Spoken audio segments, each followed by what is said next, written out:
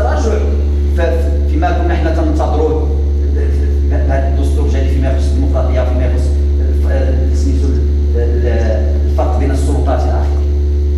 فتنظنوا بان كاين ازمه حقيقيه، وانا نهضر على حنا كحزب شنو يمكن نخدموا.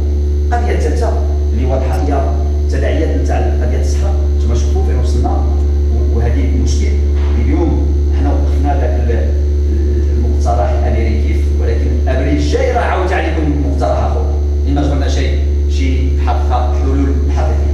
كاين واحد الازمه اقتصاديه اللي اليوم باينه. تقسموا المقاولات، تعرفوا شنو هي المقاولات، تحسوا شوفوا شنو وقع فيما يخص الاستثمار العمومي تاع 15 مليار اللي سميتو خصومنا.